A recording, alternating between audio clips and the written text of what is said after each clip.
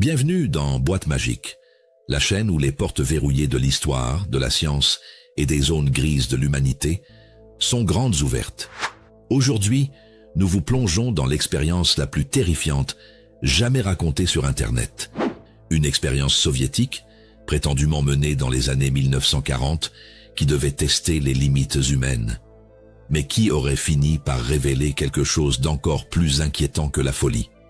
Un mythe? Une dissimulation militaire? Une légende urbaine terriblement crédible? Voici l'expérience russe du sommeil.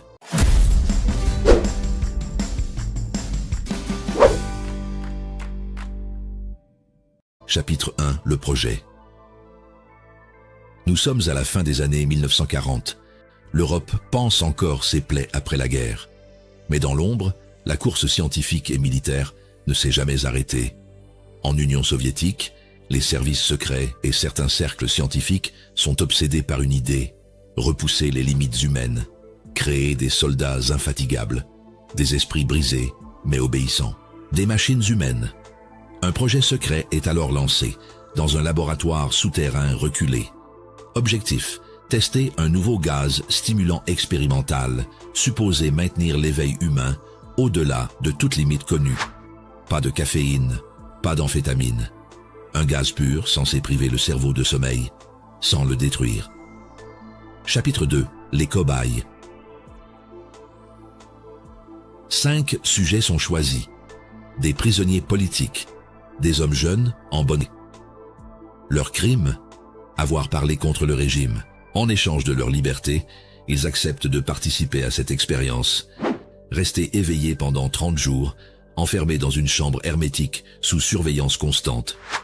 Ils recevront de la nourriture, de l'eau, des lits, mais le gaz expérimental ne sera jamais coupé.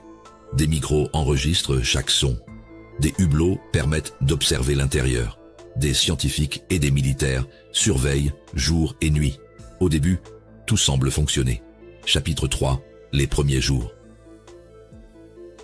Pendant les 3 premiers jours, les sujets parlent entre eux. Ils racontent leurs histoires. Rien. Blagues. L'un d'eux commence même à chanter. Mais dès le 4e jour, des signes apparaissent. La parole se fait plus lente. Certains deviennent paranoïaques. Ils pensent que les autres sont des espions. Un homme commence à murmurer à voix basse pendant des heures. Au 5e jour, l'ambiance change. Un des sujets se met à hurler. Un cri long, aigu, désespéré. Il crie jusqu'à ce que ses cordes vocales cèdent. Ensuite, silence. Chapitre 4. L'effondrement. Les scientifiques croient d'abord à une panne des micros, mais les capteurs montrent que tous les sujets sont encore vivants. Simplement, ils ne parlent plus, ils murmurent ou rient dans le vide. Certains déchirent leurs vêtements, arrachent les pages des livres fournis, ils tapissent les hublots de papier et d'excréments, bloquant la vue, puis plus rien, pas un bruit, pas un mot. Juste le son de la ventilation. Le 9e jour, les scientifiques prennent une décision. Ouvrir la chambre. Mais les cobayes refusent. Ils crient « Nous ne voulons plus dormir ». Chapitre 5. L'ouverture de la chambre. Le 15e jour, les scientifiques coupent enfin le gaz. Ils annoncent par haut-parleur qu'ils vont entrer. À l'ouverture de la porte, une odeur insupportable les submerge. Et la scène est indescriptible. Les cobayes ne ressemblent plus à des hommes. Ils sont couverts de blessures. Certains se sont mutilés eux-mêmes. Leur peau est arrachée à main nue. Des organes sont exposés. Ils ont utilisé leurs ongles, leurs dents. Certains ont mangé leur propre chair. Et pourtant, aucun d'eux ne veut quitter la pièce. Chapitre 6. L'obsession. Lorsqu'on tente de les soigner, ils résistent. Ils hurlent. Ils supplient qu'on leur remette le gaz. Laissez-nous ici, nous ne voulons pas dormir. Des médecins tentent des sutures sans anesthésie. Les patients rient ou pleurent.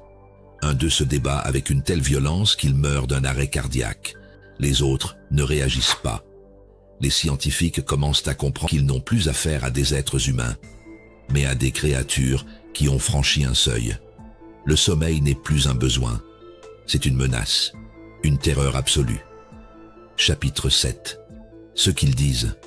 un médecin ose poser une question à l'un des survivants. Qui êtes-vous? La réponse: nous sommes ceux qui restent. Quand on retire le sommeil, certains chercheurs pensent qu'en privant l'humain de son lien avec le rêve, ils ont ouvert une porte, une partie sombre, primitive, quelque chose d'enfoui dans l'inconscient.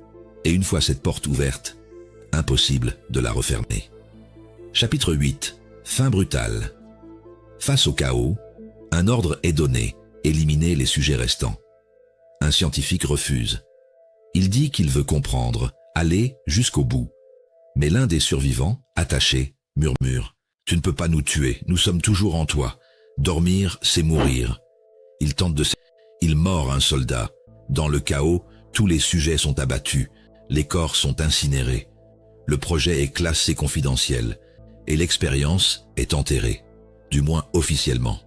Chapitre 9. Mythe ou vérité? L'expérience russe du sommeil est connue comme une creepypasta, une légende noire d'Internet.